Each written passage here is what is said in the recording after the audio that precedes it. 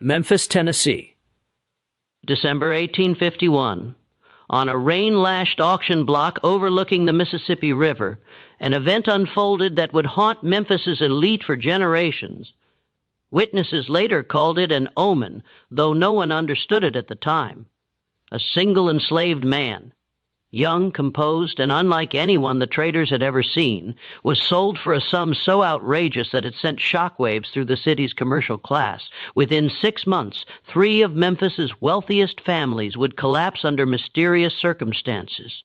Within a year, the man who purchased him would vanish entirely, leaving behind nothing but a half-burned journal filled with cryptic notes hinting at a discovery far more dangerous than a business deal gone wrong. Even the city's newspaper archives from that winter contained strange gaps, whole weeks missing, as if someone had carefully removed every trace of what truly occurred. What made this young man so valuable that powerful men were willing to gamble their fortunes and reputations to control him? What secret was hidden in that sale, one so explosive that entire families would rather erase history than allow it to surface? Before we continue with the story of what later became known in hushed corners as the Memphis Enigma, make sure you're subscribed to the channel and have the notification bell turned on, because what comes next will challenge everything you thought you knew about the antebellum South. And drop a comment telling us where you're listening from. We love hearing from our community all across the country. The truth behind this mystery doesn't begin at the auction at all. It begins long before, with the strange circumstances that brought this young man to Memphis in the first place. The spring of 1851 found Memphis in a state of commercial frenzy. The city had recently surpassed Louisville in cotton exports, and its position along the Mississippi made it the beating heart of the slave trade in the western territories. Auction houses lined Front Street like monuments to prosperity, their white columns gleaming in the southern sun, their interior halls echoing with the mechanical recitation of prices and the shuffling of human cargo. Among the city's elite, 3 families dominated the commercial landscape. The Harrington family controlled the largest cotton warehouses along the river. Edmund Harrington, patriarch and former Virginia aristocrat, had built his fortune through strategic marriages and ruthless business practices that left competitors bankrupt. His son Charles served as the family's public face, a handsome man of 32, who wore his privilege like a second skin, his every gesture calculated to remind others of their inferior station. The Dalton family, by contrast, had clawed their way up from modest circumstances. Jacob Dalton had arrived in Memphis 15 years earlier with nothing but a keen mind for numbers and an iron will. He'd established himself as the city's premier slave broker, the man who could procure any type of labor a plantation owner might desire. His reputation for discretion made him indispensable to families who preferred their transactions to remain unrecorded in public ledgers. The third family, the Cavendish clan, represented old money from Charleston. Richard Cavendish had relocated to Memphis in 1847, bringing with him not only substantial capital but also connections to shipping magnates in New Orleans and banking interests in New York. His wife Victoria hosted the most exclusive salons in the city, gatherings where business deals were sealed over imported wine and political alliances forged behind closed doors. These 3 families existed in a state of polite competition, their rivalries carefully masked by social niceties, but beneath the surface tension simmered. Each family sought advantage over the others. Each searched for the investment or acquisition that would cement their dominance. It was into this environment that rumors began circulating in early November 1851. A slave trader named Ambrose Fletcher, known for operating in the Carolinas and Georgia, had arrived in Memphis with an unusual acquisition. Fletcher was not well-liked among his peers. He worked alone, avoided the established auction houses, and had a reputation for dealing in what other traders called specialty merchandise, slaves with particular skills or attributes that commanded premium prices from very specific buyers. Fletcher took rooms at a modest boarding house on Madison Avenue, far from the grand hotels where visiting merchants typically stayed. He made no attempt to advertise his wares, conducted no business at the public auction houses, and spoke to no one about what he'd brought to Memphis, This silence itself became the story. In a trade built on publicity and competitive bidding, Fletcher's discretion suggested something extraordinary. The whispers started in the gentlemen's clubs. A slave of remarkable appearance, not merely handsome, but possessing a beauty so striking that grown men stumbled over their words attempting to describe it. The rumors took on an almost mythical quality. Talk of features that seemed carved from marble, eyes that held an unsettling intelligence, a bearing that suggested nobility rather than bondage. Charles Harrington first heard about Fletcher's acquisition during a card game at the Memphis club. The man who mentioned it, a tobacco merchant named William Drexler, had apparently glimpsed the slave during a brief encounter on the street. Drexler described walking past Fletcher and his charge near the riverfront and finding himself so arrested by the slave's appearance that he'd actually stopped walking, causing the man behind him to collide with his back. "I've been in this business 20 years, Drexler had said, his voice barely above a whisper. "I've seen thousands upon thousands. Nothing prepared me for what I saw that afternoon. It wasn't just the face, Harrington. It was something else.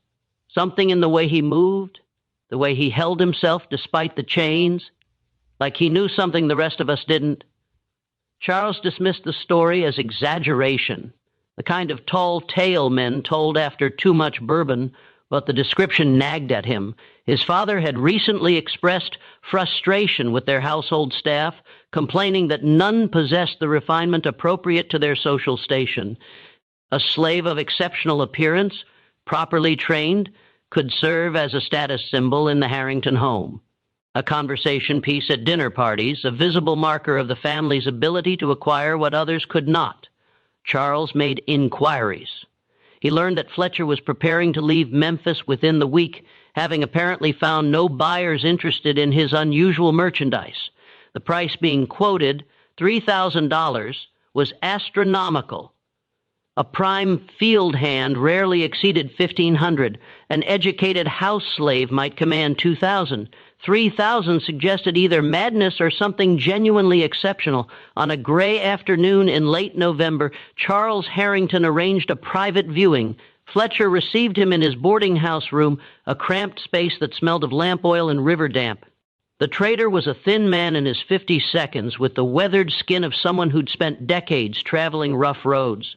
His eyes held a calculating intelligence that Charles found immediately unsettling. "I appreciate discretion, Mr. Harrington," Fletcher said, gesturing to a chair. "Your inquiry came through appropriate channels.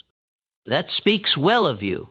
"I'm told you have something unusual," Charles replied, maintaining a businesslike tone despite his growing curiosity. "I'm here to determine if the rumors justify the price." Fletcher smiled, a thin expression that didn't reach his eyes. "The price is non-negotiable. I should make that clear from the outset. What I have is unique. I will not bargain, nor will I accept promises of future payment. $3,000 gold or bank draft. No exceptions." "Then perhaps you should show me what justifies such confidence." Fletcher walked to an adjoining door and knocked 3 times. A moment later, the door opened, and Charles Harrington encountered the slave who would change his life. The young man who entered the room stood perhaps 6 trillions tall, with a slender but well-proportioned build. His skin held the color of honey touched by sunlight, suggesting mixed heritage, a common enough circumstance in the slave trade, though the specific combination of features here created something Charles had never witnessed. The face possessed a symmetry that seemed almost mathematical, with high cheekbones, a strong jaw, and eyes of an unusual gray-green that seemed to shift color in the lamplight. But it was more than mere physical beauty. The young man moved with a fluid grace that suggested education, training, something far removed from the brutal world that had shaped most slaves. He wore simple clothes, cotton trousers, and a white shirt, both clean but well worn. No chains, Charles noticed, no visible marks of restraint. The young man stood quietly, his hands clasped loosely in front of him, his gaze directed at the floor in the expected posture of submission. Yet something in his bearing suggested the submission was performed rather than genuine, a role being played for an audience. "His name is Marcus," Fletcher said quietly. 23 years old, born in Virginia, educated in a manner I'm not at liberty to discuss. He reads and writes fluently in English and French. He has training in household management, bookkeeping, and music. He has never worked in the fields, never been subjected to harsh labor. His skin is unmarked, his health excellent. Charles circled the young man slowly, examining him as he would a piece of sculpture. Marcus remained motionless, his eyes still downcast, but Charles felt an almost electric awareness emanating from him, as though every nerve in the slave's body tracked his movement. "Let me see your hands," Charles said. Marcus raised his hands, palms up. The fingers were long and uncalloused, the nails neatly trimmed. Definitely not a field worker. The hands of someone who'd handled delicate objects, perhaps musical instruments or fine papers. "Look at me," Charles commanded. Marcus raised his eyes, and Charles felt a strange jolt of recognition, though he'd never seen this person before in his life. The eyes held intelligence, certainly, but also something else, a weariness, perhaps, or calculation. For just a moment, Charles had the unsettling feeling that he was being evaluated rather than evaluating. "Why hasn't he sold?" Charles asked Fletcher, breaking his gaze away from the slave. "If he's everything you claim, why are you still in Memphis?" Someone should have snapped him up immediately. Fletcher's expression darkened slightly. The men in this city lack vision. They see a pretty face and assume he's been kept as a pleasure slave, that he's damaged goods. They're wrong, but their prejudice has worked in your favor. You'll have the opportunity they were too foolish to take. What's his history? I need to know what I'm buying. His history is complicated. He was raised in a household that valued education, employed for years as a personal secretary. The family fell into financial difficulty and was forced to liquidate assets. I acquired him legitimately with proper documentation. Everything is legal and transferable." Something in Fletcher's tone suggested there was more to the story, details being deliberately omitted. Charles considered pressing the matter, but his mind was already racing ahead. The Dalton family had recently acquired a pair of twin house slaves, sisters who served as an exotic curiosity at their dinner parties. The Candish family employed a slave who could play piano and serve as entertainment during their famous salons. But this was something entirely different. A male slave of such striking appearance and obvious refinement would make Charles the envy of Memphis society. "I'll need documentation," Charles said. "Proof of ownership, transfer papers, everything legally required. Of course, everything is prepared. The question is whether you're prepared to meet my price." Charles studied Marcus one more time. The young man had returned, his gaze to the floor, his posture unchanged. Yet Charles sensed a tension in him as though he were a coiled spring waiting for release. What thoughts moved behind those unusual eyes? What did he think of this transaction, of being examined like livestock? The question surprised Charles. He'd bought and sold dozens of slaves over the years and never once considered their interior lives. $3,000, Charles said finally. "I'll have the bank draft prepared. We'll complete the transaction tomorrow at my attorney's office." Fletcher nodded, satisfaction evident in his expression. "Tomorrow then, too. Bring the draft and I'll bring the papers. Mr. Harrington, you've made an excellent decision.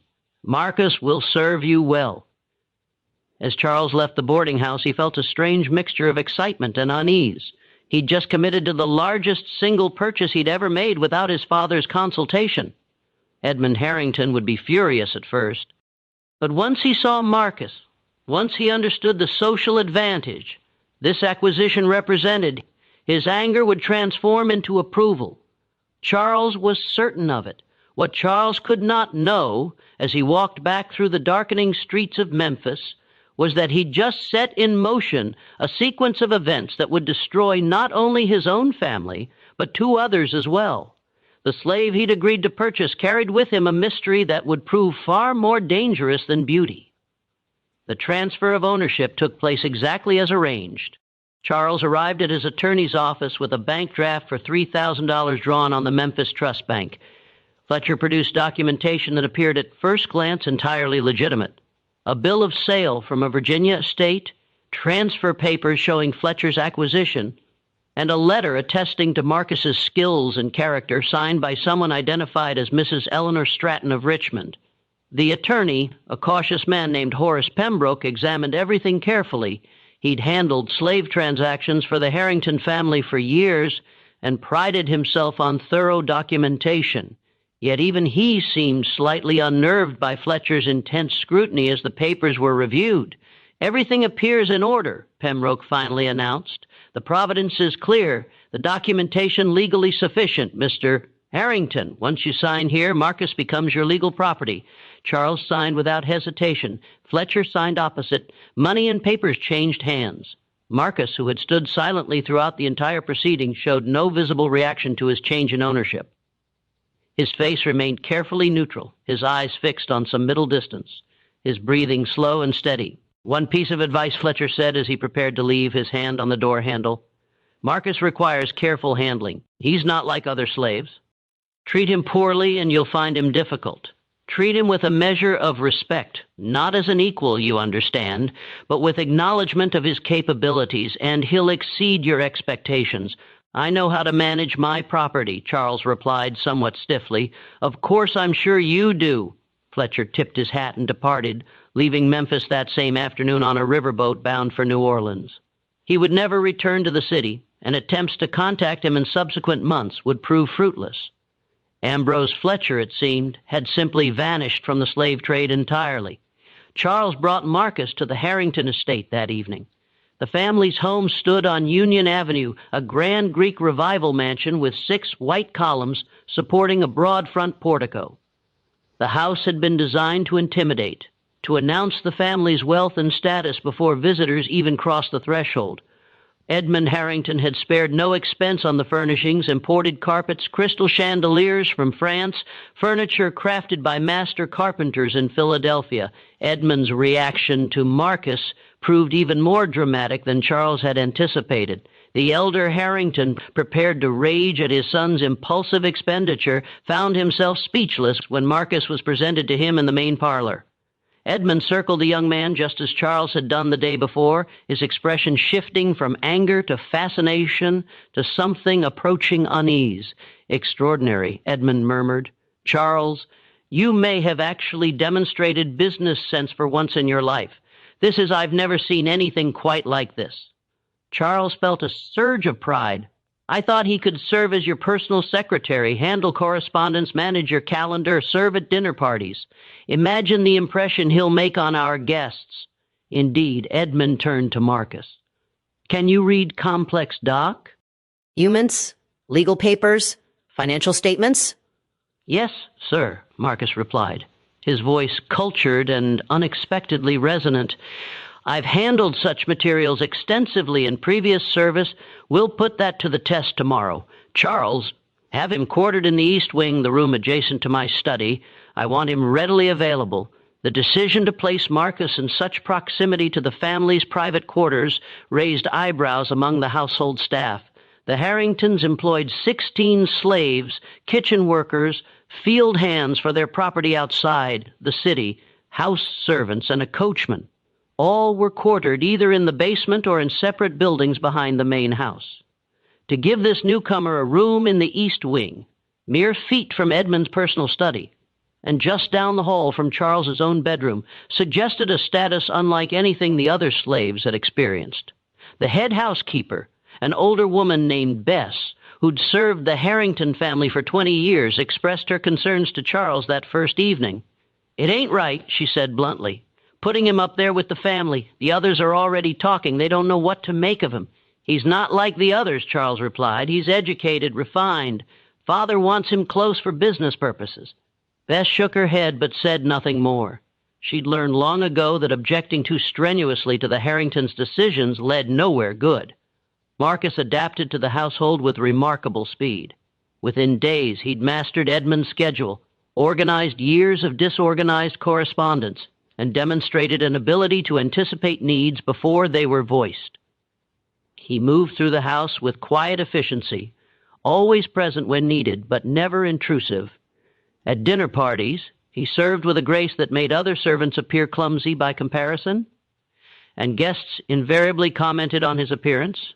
"Where on earth did you find him?" Mrs. Sarah Dalton asked during a dinner party 2 weeks after Marcus's arrival. She'd been unable to take her eyes off the young man since entering the house. "He's absolutely magnificent. A fortunate acquisition," Edmund replied, clearly pleased by her reaction. "One must know where to look for quality." Victoria Cavendish, seated across the table, watched Marcus with narrowed eyes. "He seems almost too refined for bondage. One might mistake him for a gentleman given proper clothes. Appearances can be cultivated," Edmund said smoothly. "Training and education produced remarkable results when applied to suitable material, but privately Edmund shared some of Victoria's unease. Marcus's refinement seemed innate rather than trained. His movements, his speech patterns, even the way he held a book when reading, all suggested someone raised with privilege rather than someone taught to mimic it. Where had Fletcher truly acquired him? Who was Mrs. Eleanor Stratton of Richmond? And why would such a person have owned a slave like Marcus? Edmund began making discreet inquiries. He wrote to contacts in Richmond asking about the Stratton family and any recent slave sales from Virginia estates. The responses, when they came weeks later, only deepened the mystery. No one knew of a Mrs. Eleanor Stratton.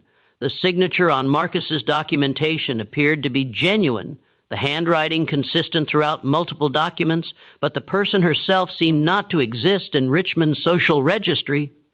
Meanwhile, Charles found himself increasingly fascinated by Marcus in ways that troubled him. It wasn't merely the young man's appearance, though, that remained startling no matter how many times Charles saw him. It was the sense of intelligence behind those gray-green eyes. The feeling that Marcus observed and understood far more than he revealed. Charles began creating excuses to interact with him, asking questions about his past that Marcus answered with careful vagueness. "Where did you learn French?" Charles asked one afternoon, having discovered Marcus reading a French novel in his room. "My previous employer valued languages," Marcus replied, his tone neutral. "I was taught as a child. That's unusual. Most slaveholders don't bother educating their property so extensively. My situation was unusual." "In what way?" Marcus hesitated, a flicker of something pain, anger crossing his face before his expression returned to its usual careful neutrality. "Perhaps it's better left in the past, Mr. Harrington." But Charles couldn't leave it in the past. He found himself thinking about Marcus at odd hours, wondering about the life that had shaped such a person. Had he known freedom? Had he been torn from some better circumstance? The questions felt dangerous, implying a humanity in Marcus that Charles had been raised to deny in slaves. The other household slaves maintained a cautious distance from Marcus. They recognized his elevated status, but also sensed something unsettling about him. Bess confided to the cook that Marcus made her nervous. "He watches everything," she said, "sees everything. Never says much, but you can tell he's thinking. I swear sometimes I catch him looking at Mr. Edmund or Mr. Charles with something in his eyes. I don't know. Something that ain't fear, that's for certain." The cook, a woman named Judith, nodded agreement. "That man's got secrets. Mark my words, secrets we probably don't want to know." They were more correct than they realized.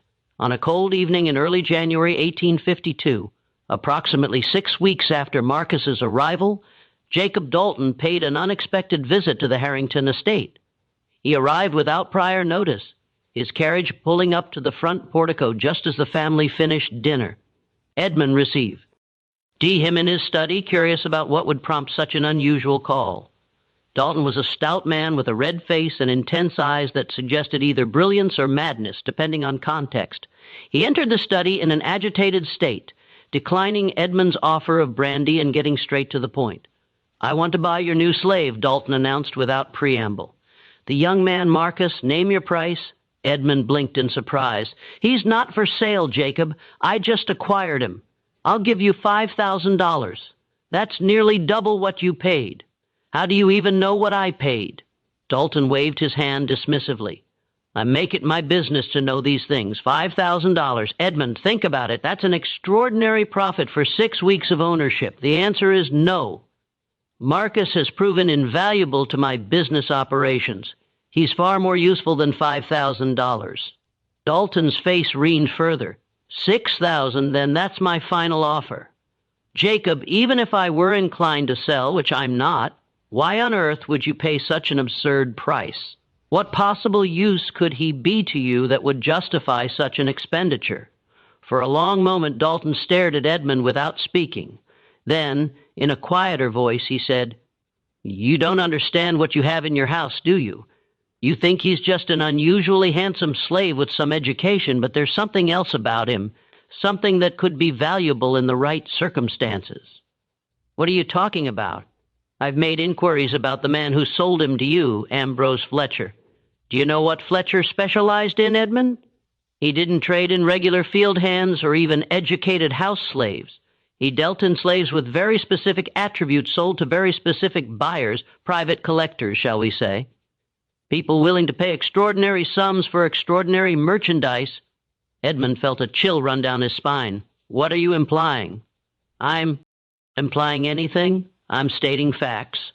Fletcher disappeared from Memphis immediately after your purchase. No forwarding address, no trace of where he went. That's suspicious, don't you think? And the documentation he provided. Have you verified it? Actually traced it back to its supposed source. The papers were examined by my attorney. Papers can be forged.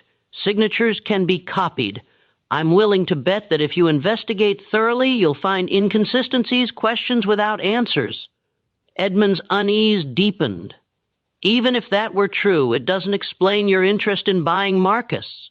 What do you know that I don't?" Dalton leaned forward, his voice dropping to near whisper. 3 days ago, Richard Cavendish approached me with a proposition. He wanted to know if I could arrange to steal Marcus from your household. He offered me $2,000 just to facilitate the theft, with the promise of another $3,000 once the slave was safely in his possession. I turned him down. Of course, I'm a businessman, not a thief. But it tells you something, doesn't it, about what Cavendish thinks that young man is worth. Edmund sat back in his chair, his mind racing. Why would Richard want him so badly? That's what I've been trying to determine. I've asked questions, made inquiries through my network, and I've learned some very interesting things, Edmund. Things that suggest Marcus might not even be who Fletcher claimed he was. Explain. There are rumors, just whispers, mind you, nothing confirmed, that a certain family in Virginia lost a son about 2 years ago. The son disappeared under mysterious circumstances. The family claimed he'd run away, but there were irregularities in their story. This young man was educated, cultured, known for his striking appearance. The family is not discussing what happened, which is itself interesting. They've refused all inquiries, even from journalists. B. Here's what makes it truly intriguing. The family's name was Thornton. Eleanor Thornton was the mother, not Stratton. Thornton. The similarity in names struck Edmund immediately, a simple change of a few letters. Exactly. Now, I can't prove Marcus is the missing Thornton son. I can't even prove such a son existed. The family has been remarkably effective at suppressing information, but if he were Edmund, if Marcus is actually a freeborn man who was illegally enslaved, do you understand what that would mean? Edmund understood perfectly. It would mean that Marcus's enslavement was not only illegal but criminal. It would mean that Fletcher had trafficked and kidnapped free people, and it would mean that Edmund had unknowingly participated in that crime by purchasing him. The legal ramifications would be catastrophic, the social consequences even worse. The Harrington name would be destroyed. This is speculation, Edmund said firmly, though his voice wavered slightly. You have no proof. I have enough to make both Richard Cavendish and myself willing to pay extraordinary sums to acquire Marcus, enough to make me travel here on a cold January evening to make you an offer. Think about it, Edmund.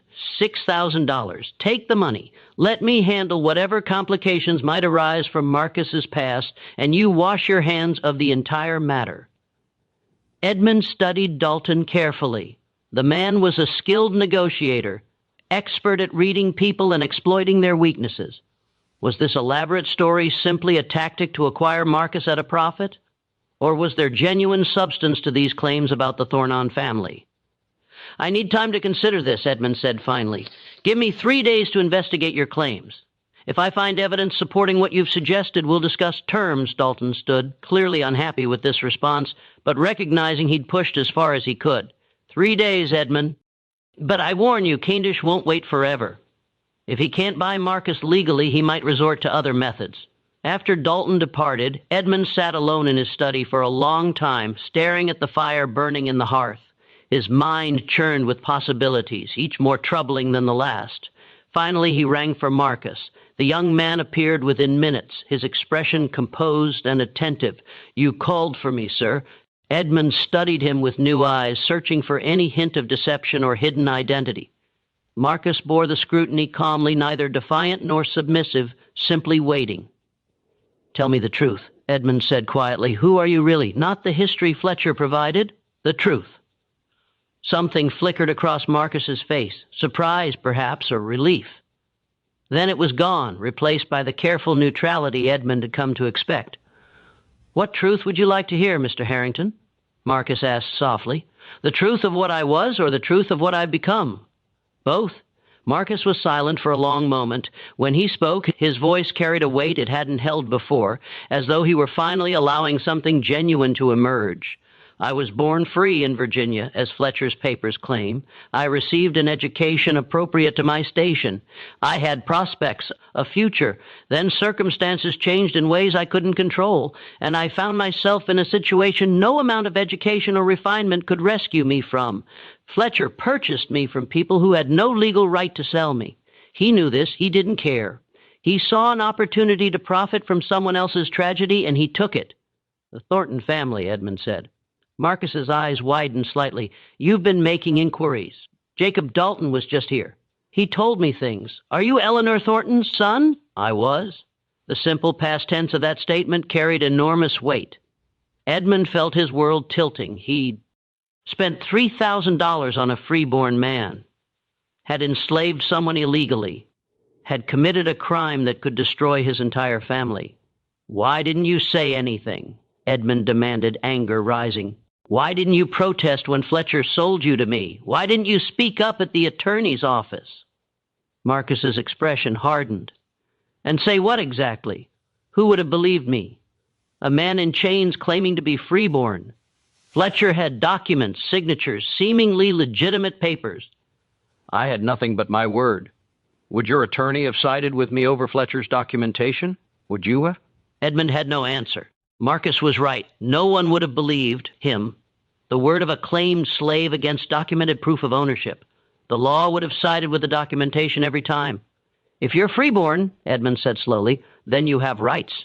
I should arrange your release, return you to your family. My family is the reason I'm in this situation," Marcus said bitterly. "Do you think I was kidnapped off the street like some common victim? My own mother sold me Mr. Harrington. She manufactured the documentation, created the false history, and sold me to Fletcher to pay off family debts.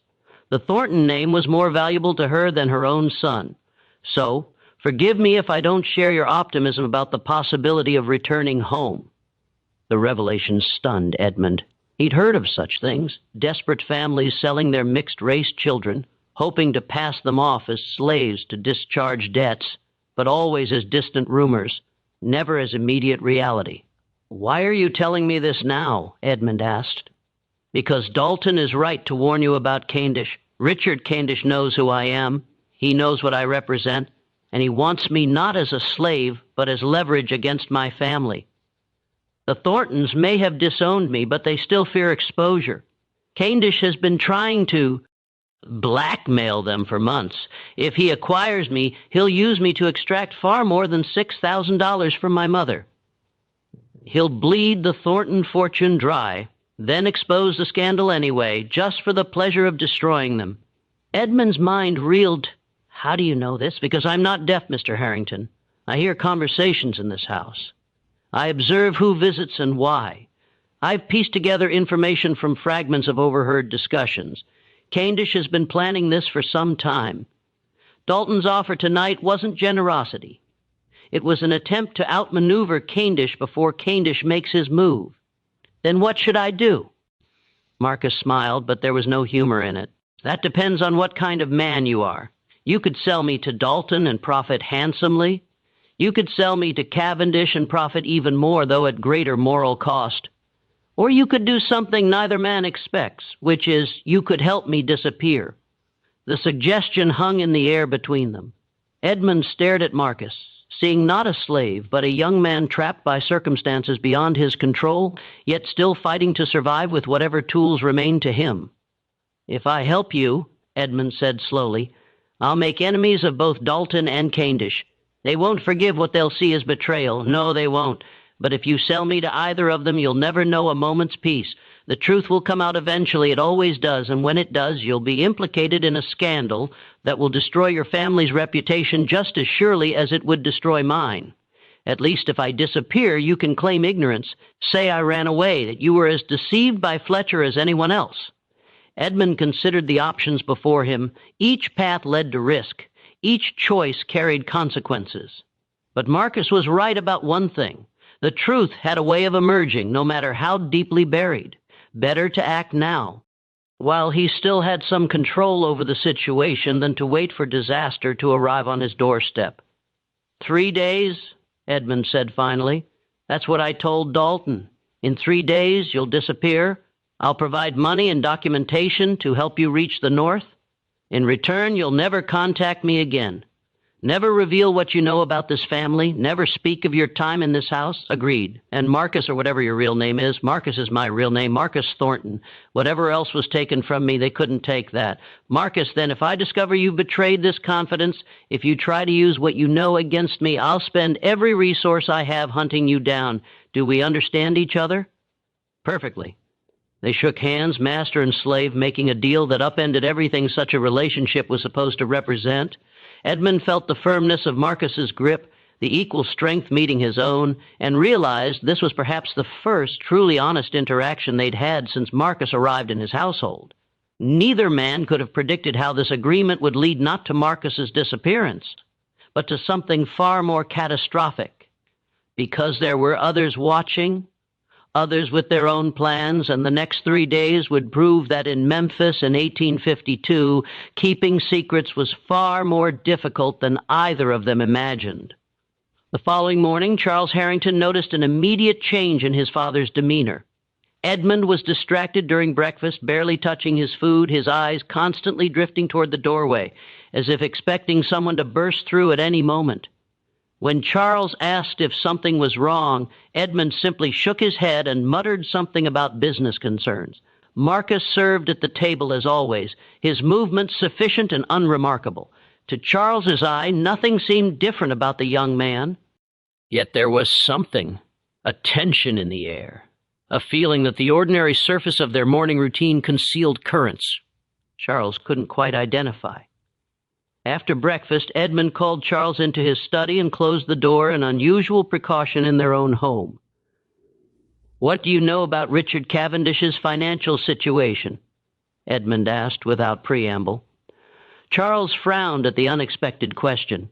"The Cavendish family? They're wealthy, obviously. Old Charleston money shipping interests. Why? Has Cavendish approached you recently? Made any unusual offers or inquiries?" "No, Father. What's this about?" Edmund paced to the window, staring out to the front grounds. "Last night, Jacob Dalton came here with an extraordinary offer. He wanted to buy Marcus for $6,000. When I refused, he told me Richard Cavendish had approached him about stealing Marcus, offered $5,000 total to facilitate the theft." Charles felt his stomach tighten. Stealing him? Why would Cavendish want him that badly? "That's what we need to determine. I want you to make inquiries discreetly. Find out what you can about Cavendish's recent activities, who he's been meeting with, whether he's had financial troubles, any information that might explain his behavior. Can you do that?" "Of course. But, Father, shouldn't we simply ask Marcus? If someone wants to steal him, surely he deserves to know." Edmund turned from the window, his expression unreadable. "Marcus knows more than enough already. Just get me the information." "Charles." "We don't have much time." Charles left the study confused and increasingly worried. His father's behavior suggested something far more serious than a simple business rivalry and the mention of time running out. What deadline were they facing? He spent the day making careful inquiries among his social circle, gradually piecing together information about Richard Cavendish's recent activities. What emerged was troubling. Cavendish, it seemed, had been spending well beyond his apparent means for the past year. He'd purchased property in New Orleans, invested heavily in a steamboat venture that subsequently failed, and been seen gambling at the Memphis club with stakes that suggested either great wealth or great desperation.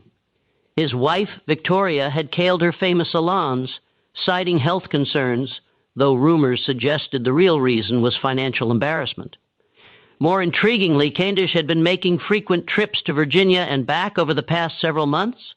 The purpose of these trips remained unclear, but one of Charles's contacts mentioned seeing Cavendish in Richmond in November, just weeks before Marcus arrived in Memphis. Charles reported his findings to Edmund that evening. His father listened intently, occasionally nodding as pieces of a puzzle apparently fell into place. Richmond in November. Edmund murmured, "That's interesting. Why? What does it mean?" "It means Candish may have known about Marcus before I even purchased him. He may have been in Virginia, investigating Marcus's background, learning about the Thornton family." "What Thornton family?" "Father, you're not making sense." Edmund hesitated, clearly weighing how much to reveal. Finally, he said Marcus isn't who Fletcher claimed he was. His real name is Marcus Thornton. He was born free in Virginia, illegally enslaved by his own family to pay debts, and sold through Fletcher to me. If that information became public, it would create a scandal that could destroy multiple families, including ours. Charles sat down heavily, stunned by this revelation. "How long have you known this?" "Since last night. Marcus told me after Dalton left. And now Candish is circling like a vulture, trying to acquire Marcus for reasons that likely have nothing to do with household service and EV. Everything to do with blackmail or extortion." "What are we going to do?" "I've made arrangements with Marcus. In 2 more days, he'll disappear. We'll claim he ran away. Neither Dalton nor Cavendish will be able to acquire him, and we'll be free of this entire situation." Charles should have felt relief at this plan. Instead, he felt an unexpected sense of loss.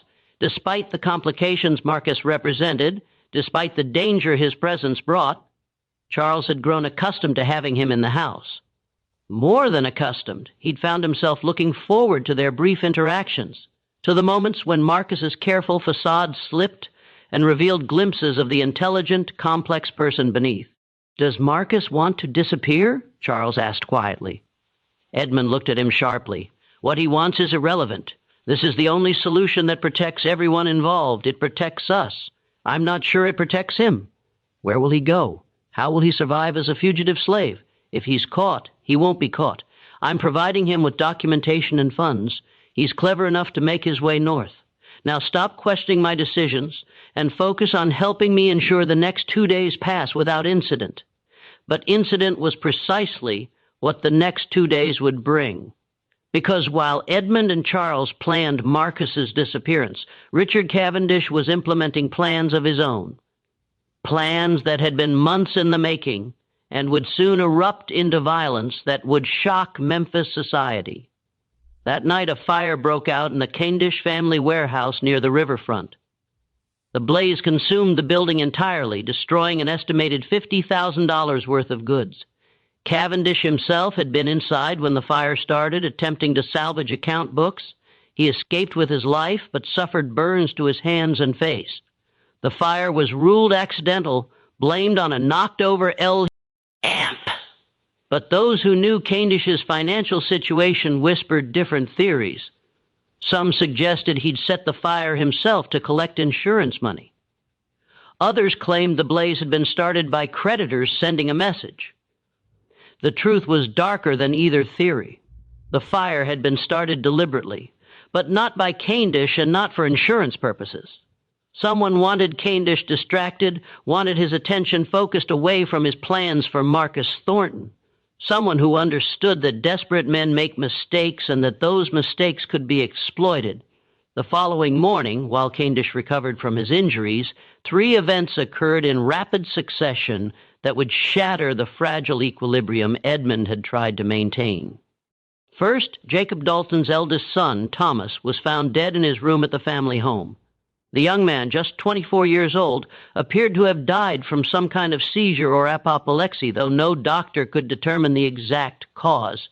His body showed no signs of trauma, no indication of poison, nothing that explained why a healthy young man would simply stop breathing in the middle of the night. Second, Victoria Candish arrived at the Harrington estate, demanding to see Marcus. She was ushered into the front parlor where she paced like a caged animal, her usual social grace entirely abandoned. When Edmund arrived to receive her, she dispensed with all pleasantries. "I know what you're planning," she said without preamble. "You're going to help him escape. Don't bother denying it. Richard had someone watching your house. We know about the late-night conversation with your son, the quiet preparations. You think you can spirit him away before we can act? Mrs. Cavendish, I don't know what your husband told you, but don't patronize me, Edmund. I know exactly what Marcus Thornton represents. I know what my husband intended to do with. And I know what you stand to lose if certain information becomes public. So let me make this very simple. Give Marcus to me right now. I'll pay you $4,000 more than you paid Fletcher. In return, you'll never hear about this situation again. Your husband tried to have him stolen. Why should I trust any Cavendish offer?" Victoria's expression hardened. Richard's warehouse burning was no accident. Someone wanted to prevent him from taking action. Someone who understood that with Marcus's help, Richard could have extracted enough money from the Thornton family to resolve all our financial difficulties. Now my husband lies injured, his business destroyed, and I'm left to salvage what I can. Give me Marcus, and I promise you on my family's name that whatever secrets he carries die with him. The implied threat in that last phrase was unmistakable. Edmund felt ice in his veins. "Are you suggesting?" "I'm suggesting nothing. I'm simply stating facts. Some problems can only be solved permanently. Some loose ends can only be cut, not tied. Now, will you accept my offer?" Before Edmund could respond, Charles burst into the parlor, his face pale. "Father, you need to come quickly. It's Marcus. He's gone." Edmund and Victoria rushed to follow Charles through the house. They found Marcus's room empty, the bed made, no sign of struggle or hurried departure. Everything was in order except for one detail. Marcus himself had vanished. "When did you last see him?" Edmund demanded. "Less than an hour ago," Charles replied. "He served breakfast, then came upstairs. I assumed he was in his room preparing for the day, but when I went to find him, he was simply gone." Edmund's mind raced. Had Marcus decided not to wait for their planned escape? Had he overheard Victoria's visit and fled in fear, or had something else happened? Something none of them had anticipated? Victoria's expression had transformed from anger to calculation. He can't have gone far. Not in broad daylight, not without preparation. "Search the grounds. Check with your other slaves, see if anyone saw anything." "Don't tell me what to do in my own house," Edmund snapped. "Then do it yourself. That young man represents a fortune to whoever finds him first. Do you really want it to be someone other than us?" The third event that morning emerged from that search. One of the stable hands, when questioned, reported seeing a carriage arrive at the back entrance of the estate just after dawn. He thought it was a delivery, hadn't paid much attention, but now that he considered it more carefully, the carriage had the markings of the Dalton family, a distinctive blue stripe along the side panels. Dalton. Edmund breathed. That bastard didn't wait for my answer. He took him. But Edmund was wrong. Jacob Dalton had not taken Marcus. Jacob Dalton at that very moment was arranging his son's funeral. Too grief-stricken to think about business or schemes, the carriage the stable hand had seen did belong to the Dalton family, but it had been hired by someone else, someone who'd been maneuvering behind all the competing interests, waiting for the perfect moment to act. The person who had taken Marcus understood something none of the others did, that the young man's value wasn't in his appearance or his potential for blackmail. His value lay in what he knew, what he'd observed during his weeks in the Harrington household, and what he could reveal about the interconnected scandals that linked three of Memphis's most powerful families. By the time Edmund, Charles, and Victoria realized Marcus hadn't simply run away, that he'd been deliberately taken by someone with a specific agenda, he was already 10 miles outside Memphis, bound for a destination none of them could have predicted. The disappearance of Marcus Thornton Tree geared a chain reaction through Memphis's elite society that would later be described in hushed tones as the darkest scandal the city had ever witnessed. But that understanding would only come later. In the immediate aftermath of his vanishing, confusion reigned. Edmund Harrington's first instinct was to contact the authorities and report a runaway slave. But Victoria Candish's icy stare stopped him before he could send for the sheriff. "Think carefully," she said. "Once you involve the law, everything becomes public record. Questions will be asked about Marcus's background, his purchase, Fletcher's documentation. Is that really what you want? Edmund hesitated. She was right. Official involvement meant official scrutiny, and scrutiny would expose the irregularities in Marcus's acquisition. Better to handle this privately through channels that wouldn't create permanent records. Then what do you suggest? Edmund asked. We pull our resources. You, my family, and the Dalton. We all have reasons to want Marcus found. We hire private investigators, slave catchers if necessary. We find him before anyone else does, and then we resolve the situation. Charles, listening to this exchange, felt his unease deepen. Resolve. How exactly? Victoria turned her cold gaze on him. However necessary, Mr. Harrington, this is not a time for squeamishness. Over the next 2 days, a private search was organized. Edmund contacted Jacob Dalton, who, despite his grief over Thomas's death, recognized the urgency of the situation. The two men, along with Richard Cavendish, still recovering from his burns but determined to be involved, pulled resources and hired a notorious slave catcher named Silas Ketch, a man known for his success in recovering runaways and his complete lack of scruples about methods. Ketch listened to their descriptions of Marcus with interest that seemed more than professional. When, shown a daguerreotype that Charles had commissioned weeks earlier, a portrait of Marcus that Charles had claimed was for household records. Ketch studied it intently. Unusual face, Ketch observed, the kind people remember. That'll make finding him easier, assuming he's still in the area.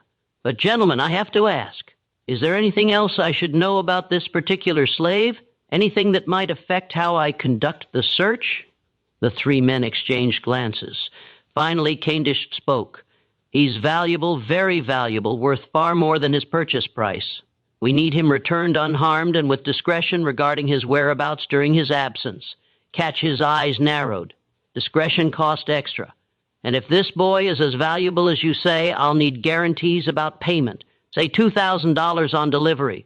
$1,000, Edmund countered. Plus expenses $1,500, and we have a deal. They agreed to catch his terms. The slave catcher departed to begin his work, leaving the three families to wait and worry. But even as Ketch began his search, other forces were moving in Memphis. Forces none of them understood. Thomas Dalton's sudden death was followed 2 days later by another unexpected fatality. One of Richard Cavendish's business partners, a cotton factor named William Drexler, the same man who'd first told Charles about Marcus's extraordinary appearance, collapsed during a business lunch. He died before a doctor could reach him, apparently from heart failure, though he'd been in perfect health that morning. 2 deaths in 4 days, both of young, healthy men connected to the Marcus Thornton situation. Some might call it coincidence. Others began to whisper about something darker. The whispers grew louder when Silas Ketch returned to Memphis 1 week after beginning his search. The slave catcher looked haggarded, as though he'd aged years in days. He gathered the three men and Edmund Harrington, studied and delivered a report that left them stunned. I found your slave, Ketch said without preamble. Or rather, I found where he'd been taken. There's a property about 15 miles northeast of here. An old plantation that was supposedly abandoned after the previous owner died, except it's not abandoned. Someone's been using it as a base of operations, and that someone has been watching all of you for months. Watching us, Cavendish demanded. Who? That's where things get complicated. The person who took Marcus is a woman. I didn't get her name. She was gone before I could investigate thoroughly. But I found documents in that house, gentlemen. Letters, financial records, personal correspondence. Someone has been systematically documenting everything about your three families, your business dealings, your private affairs, your financial vulnerabilities, everything. Edmund felt cold sweat break out across his back. What kind of documents? Records of illegal slave purchases, evidence of falsified property transfers, details of bribery paid to city officials, documentation of business deals that violated federal trade laws. Gentlemen, whoever compiled this information has enough evidence to destroy all three of your families simultaneously. Where's Marcus? Dalton asked, his voice strangled. Gone. They cleared out maybe 2 days before I arrived, but they left one thing behind, a message specifically addressed to the three of you. Ketch produced a sealed envelope from his coat. Edmund took it with shaking hands and broke the seal. Inside was a single sheet of paper with elegant handwriting. Gentlemen, by now you've realized that Marcus Thornton is no longer within your reach. You've also realized that your private affairs are no longer private. I have documentation of crimes sufficient to see all three of you imprisoned, your families bankrupted, your names destroyed forever. You may wonder why I would gather such information. The answer is simple. You were all complicit in what happened to my son, Jacob Dalton. You sold him to Fletcher knowing full well the documentation was fraudulent. You didn't care that you were trafficking in a freeborn person because the profit was too attractive to refuse. Richard Cavendish. You tracked my son to Memphis intending to use him for blackmail. You planned to extract money from me under threat of exposing what I'd done, then exposed the truth anyway simply for the pleasure of destroying what remained of my family's reputation. Edmund Harrington. You purchased my son knowing something was wrong with the transaction, knowing the price was too high, knowing the documentation seemed suspicious. You didn't care because you wanted the status symbol he represented. All three of you saw a vulnerable young man and saw only opportunity. None of you saw a human being. None of you considered the damage you were doing. Now you will pay for that lack of consideration. I could destroy you all immediately. I could deliver my documentation to newspapers, to federal authorities, to anyone who would listen, but that would be too quick, too merciful. Instead, I'm going to give you a choice. Within the next 30 days, each of you will receive instructions on how to make reparations for what you've done. These reparations will be substantial, financial, social, and personal. If you comply, I will return my documentation to you, and you will never hear from me again. If you refuse, or if you attempt to harm me or my son, everything I know becomes public. The choice is yours. Choose wisely, Elenina Thornton. The silence that followed was absolute. Edmund read the letter twice, unable to believe what he was seeing. Marcus's mother, the woman who supposedly sold her own son into slavery, had somehow orchestrated all of this, had Ken Marcus back, had been watching them for months, had gathered evidence of crimes they'd thought safely hidden. It's a bluff, Candish said finally, though his voice lacked conviction. She can't possibly have the evidence she claims. The slave catcher says otherwise, Dalton countered. He saw the documents. Are you willing to gamble your entire family's future on the assumption she's lying? What I want to know, Edmund said quietly, is how she did this. How did one woman orchestrate something so complex? The burned warehouse, the deaths, the timing of everything. It's too coordinated for one person. She had help. Ketch said there were signs of multiple people using that property.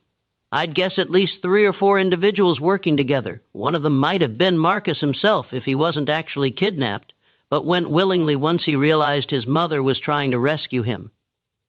The implication struck them all simultaneously. Marcus hadn't been a passive victim in any of this. He'd been gathering information from inside the Harrington household, observing their business dealings, learning their vulnerabilities, his seeming compliance, his perfect service. It had all been an act, a cover while he fed information to his mother. That intelligent bastard, Edmund muttered almost admiringly despite his fury. He played us all from the beginning. So what do we do? Charles asked. He'd been silent throughout Ketcher's report, his face growing paler with each revelation. Now he looked between the 3 older men searching for answers. Do we comply with her demands? Absolutely not, Candish said immediately. We don't negotiate with extortionists. We find her, we find Marcus, and we silence them both permanently. And how do you propose we do that? Edmund asked. She's clearly anticipated every move we might make. She had an escape plan ready before. Catch even began his search. For all we know, she and Marcus are already in another state beyond our reach. Then we hire people to track them down, people who specialize in this sort of thing. Men like that don't come cheap. And the more people we involve, the greater the chance that word of this situation leaks out. Every person we tell becomes a potential witness against us. They argued for over an hour. The 3 men who'd competed as rivals, now forced into unwilling alliance by a threat none of them had anticipated. Eventually, exhaustion and fear drove them to a temporary decision. They would wait for Elenina Thornton's instructions before taking action. They would see what she demanded, evaluate whether compliance was possible, and make their decisions then. But even as they agreed to this plan, each man was already contemplating alternatives. Each was already considering how to protect himself, even if it meant sacrificing the others. The alliance between them was fragile at best, held together only by mutual fear and the hope that somehow they could emerge from this disaster with their reputations intact. They would all be disappointed. Elenina Thornton hadn't orchestrated months of careful planning only to accept their compliance with her demands. What she wanted wasn't money or social reparations. What she wanted was something far more devastating, something that would ensure these men could never again use their power to hurt others the way they'd hurt her son. She wanted their complete destruction. Eleanor Thornton's instructions arrived exactly 1 week later, delivered to each household by anonymous courier. The letters were identical in structure, but personalized in their demands, each one designed to strike at the specific vulnerabilities of its recipient. Jacob Dalton received his letter first, delivered to his home on a gray morning still, heavy with grief over Thomas's death. The instructions were precise. He was to write a detailed confession of his role in trafficking Marcus Thornton, acknowledging that he'd knowingly sold a freeborn man into slavery. This confession was to be notarized and delivered to an address in Nashville within 15 days. Additionally, he was to pay $15,000, the sum Elenina calculated he'd earned from illegal slave transactions over the previous 5 years, into a fund for supporting formerly enslaved people seeking education and employment. If he complied, the evidence against him would be destroyed. If he refused, copies of his business ledgers would be sent to federal authorities, along with documentation that would reveal at least a dozen instances of illegal slave trading, any one of which carried a potential prison sentence. Dalton read the letter in his study, his hands trembling. The demands were impossible. A written confession would destroy him. Even if the federal charges were avoided, his business, his reputation, his family's standing, all would be ruined, and $15,000 represented a significant portion of his liquid assets. She's been planning this for months, maybe longer. Every move we might make, she's already anticipated. And Charles Edmund looked up at his son with devastated eyes. The worst part is that she's right about all of it. We did participate in something monstrous. We did value property over humanity. We justified it by saying it was legal, it was accepted, it was just business. But that doesn't make it right. This was dangerous thinking. Charles realized his father was accepting Elenina's moral framework, which meant he was already halfway to compliance, and compliance would destroy their family as surely as exposure. "We need to meet," Charles said, "all three families. We need to present a united front, determine our response together." The meeting took place 2 days later, held at the Harrington estate after dark to avoid observation. Jacob Dalton arrived looking haggarded, having apparently slept little since receiving his letter. Richard Cavendish appeared slightly better composed, though Victoria's presence indicated she'd taken control of their family's response. Edmund and Charles represented the Harrington interests. They gathered in Edmund's study. The 5 of them arranged in chairs around the fireplace like conspirators, which Charles reflected grimly. They essentially were. "We need to find her," Victoria declared, taking command of the discussion. "Whatever it costs, whatever it takes. This situation ends when Elenina Thornton and her son are eliminated as threats." "You're talking about murder," Edmund said flatly. "I'm talking about survival. She's given us an impossible choice. Destroy ourselves through compliance or be destroyed through exposure. I'm proposing a third option. Remove her ability to destroy us. "And how do you propose we do that?" Dalton asked. "We don't know where she is. We don't know who's helping her. For all we know, she's already made copies of all her evidence and distributed them to trusted associates. Killing her might only accelerate our exposure. Then we need to find out. We need to hire people who can track her down and determine the full extent of her preparations before we take action." Charles listened to this discussion with growing horror. They were calmly debating murder, as though it were a business strategy. He'd known his family's wealth was built on morally questionable foundations. That was simply the nature of their world. But this was different. This was planning violence against a woman whose only crime was trying to save her son. "There's another option," Charles said, interrupting Victoria's strategic planning. "We could comply with her demands." The other four stared at him as if he'd lost his mind. "Are you insane?" Victoria demanded. "Compliance destroys us just as surely as exposure." "Maybe that's appropriate," Charles said quietly. "Maybe we deserve to be destroyed, Charles," Edmund began. "No, hear me out. Everything Ella Lenina Thornton accused us of is true.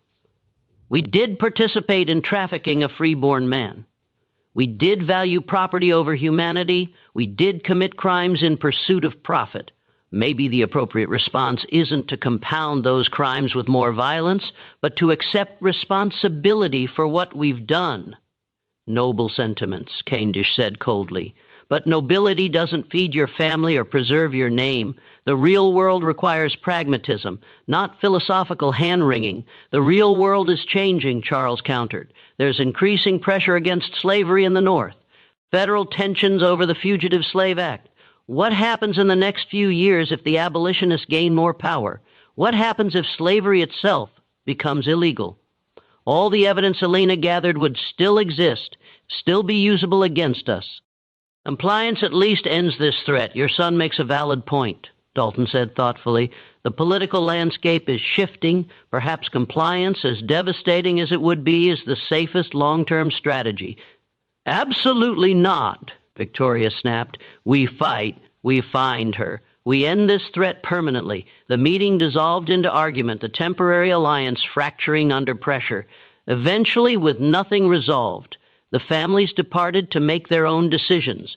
The fragile unity that fear had created shattered, leaving each family to face Ella Lenina's demands alone. Over the next week, each family made their choice. Jacob Dalton, weakened by grief over Thomas's death and unable to face the prospect of prison, began preparing his confession. He liquidated assets, withdrew funds from his accounts, and set about complying with Eleanor's demands. The process would ruin him financially and socially, but at least he would remain free. Richard and Victoria Candish took the opposite approach. They hired private investigators, bounty hunters, and men whose skill sets included violence. They poured money into finding Eleanor Thornton, determined to eliminate the threat she represented before the 30-day deadline expired. Edmund and Charles Harrington found themselves caught between these extremes. Unable to agree on a course of action, Edmund leaned toward compliance, his moral certainty shaken by recent events. Charles, despite his speech at the meeting, found himself torn between his father's guilt and a more practical recognition that compliance would destroy everything their family had built over generations. The deadline was 20 days away when everything changed again. Because Ella Lenina Thornton hadn't been idle during this period, she'd been watching their responses, evaluating their choices, and preparing her final move, the one that would determine the ultimate fate of everyone involved in this tangled scandal. On a cold morning in February 1852, with 12 days remaining until Eleanor Thornton's deadline, Memphis awoke to discover that Jacob Dalton had hanged himself in his study. His wife found him at dawn, his body suspended from a ceiling beam, a note pinned to his chest. The note was brief. "I cannot live with what I've done. God forgive me for the lives I've destroyed in pursuit of profit."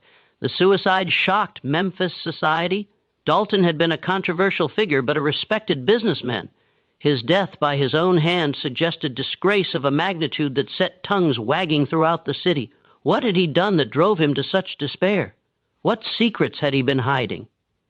The whispers intensified when 2 days later Richard Candish's body was discovered in a hotel room in Nashville.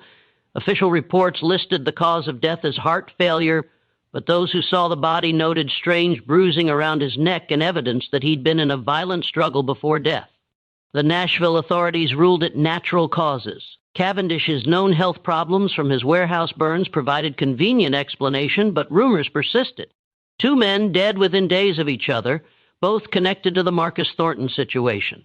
The pattern was impossible to ignore. Edmund Harrington found himself alone in defending against Eleanor's demands. Dalton was dead. Cavendish was dead. The alliance that was supposed to protect them had dissolved into nothing, and Edmund stood exposed, the only target remaining for whatever Eleanor planned next. He made his decision. Using intermediaries and coded messages, Edmund attempted to contact Eleanor Thornton.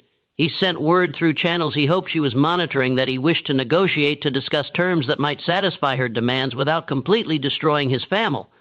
To his surprise, he received a response within days.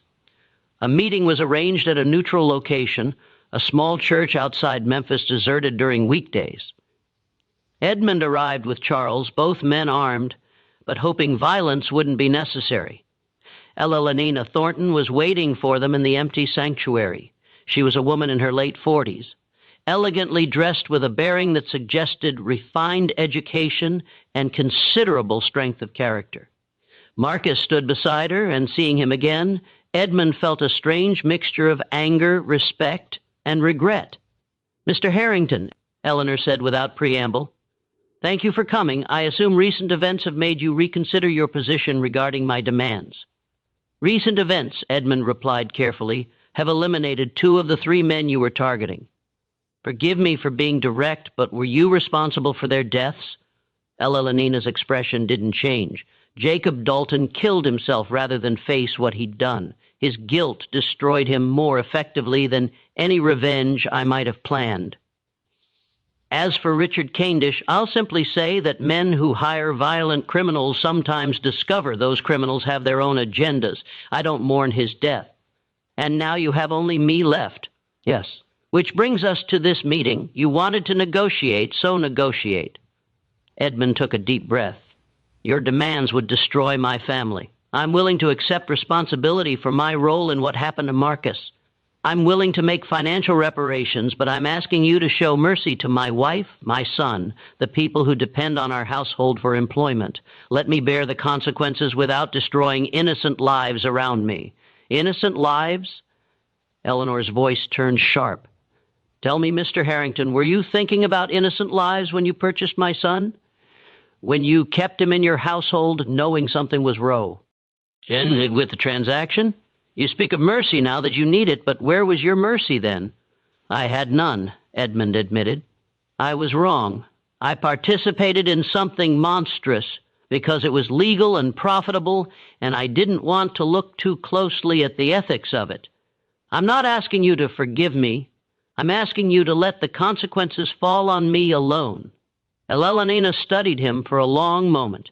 Finally, she said, Your son argued for compliance at your meeting with the other families. He suggested accepting responsibility was appropriate. That was unexpected. Charles felt both of their gazes turned to him.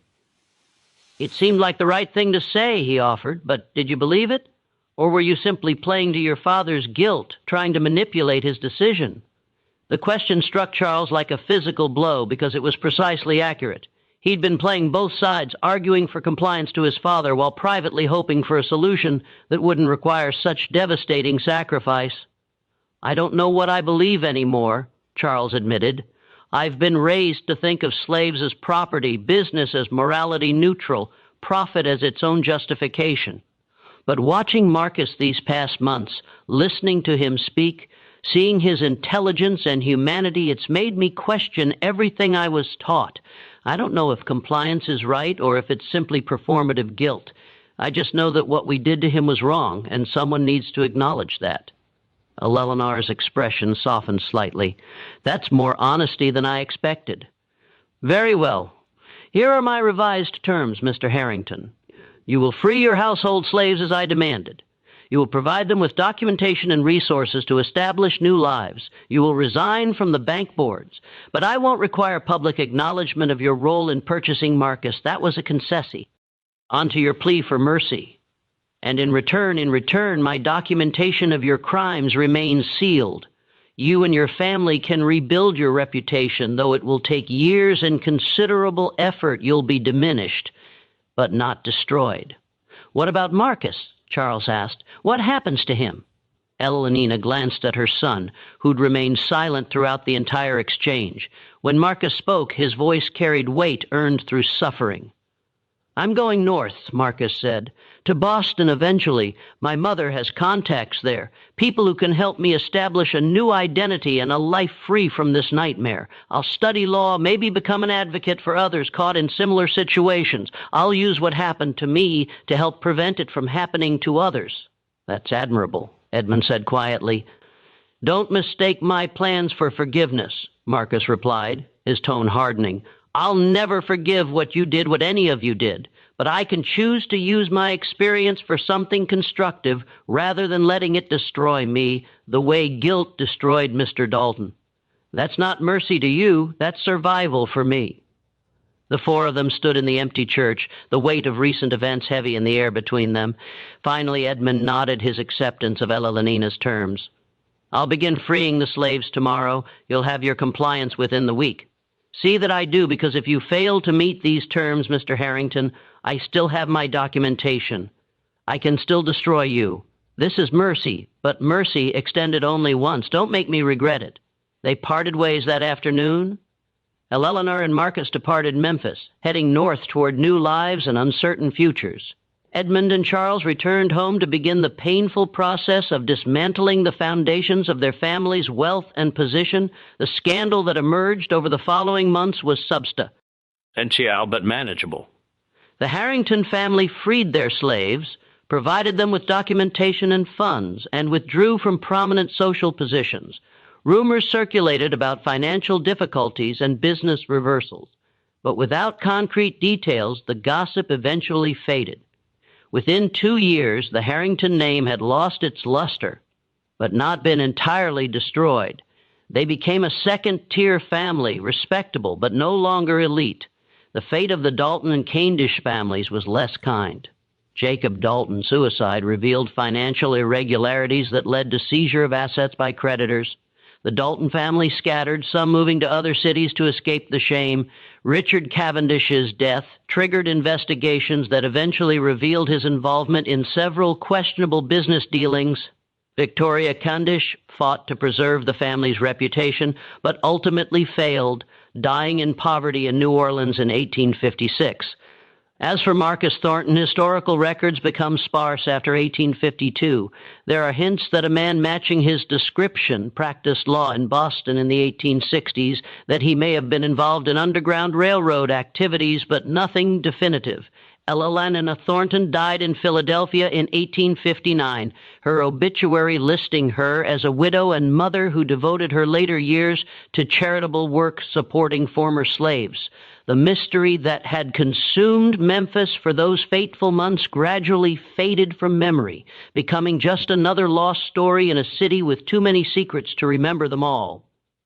But for those directly involved, the events of 1851 to 1852 remain permanently seared into memory, a reminder of how quickly power could become vulnerability, how secrets could destroy those who kept them, and how the pursuit of profit without conscience could lead to ruin. The tale of Marcus Thornton and the 3 families that sought to possess him reveal something profound about the world that existed in America before the Civil War. It was a world where human beings could be reduced to property, where beauty and intelligence could be commodified, where the wealthy felt entitled to own not just labor but lives. The specifics of this story, the astronomical price paid, the competing interests, the mother's elaborate revenge, might seem extraordinary, but the underlying reality was depressingly common. Thousands of freeborn people were illegally enslaved during this period. Their documentation falsified, their protests ignored, their lives destroyed by a system that valued property claims over human rights. The legal presumption always favored ownership over freedom, making it nearly impossible for an enslaved person to prove free birth, even with evidence. What makes the Marcus Thornton case unique is not that it happened, but that it left such vivid evidence of its occurrence. Most such cases vanished into history. The victims lost to time, their stories never told. That this story survived at all, even in scattered fragments, even with entire sections of the historical record missing, speaks to the determination of those who refused to let the truth disappear. Someone wanted this account preserved, Someone wanted the world to remember what happened, no matter how hard powerful people worked to bury it. The documents that Elenina Thornton collected, the testimonies, the letters, the notes she risked her safety to compile, may still be hidden in an archive, a private estate, or a forgotten storage box. But even if every physical page has been lost to time, the pattern she uncovered has never gone away. The collision of beauty, commerce, influence, and moral conviction that shaped Marcus's fate is not just a relic of the past. It's a mirror we still face today. We no longer hold human beings in chains, but we still grap. Lay with the same questions: who gets valued, who gets ignored, and what do we sacrifice, our principles, our humanity, our conscience, in the pursuit of power, wealth, or reputation?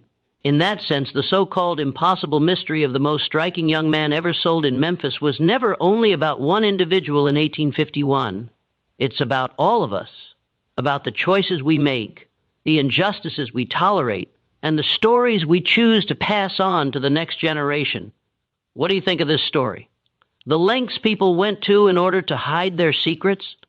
The courage it took for others to bring the truth to light? Tell us in the comments. And if this mystery pulled you in, be sure to subscribe and hit the notification bell so you never miss our deep dives into forgotten scandals and suppressed chapters of American history. Share this video with someone who loves untold stories, because some truths deserve to outlive the silence that once tried to erase them. Until next time, keep questioning the past,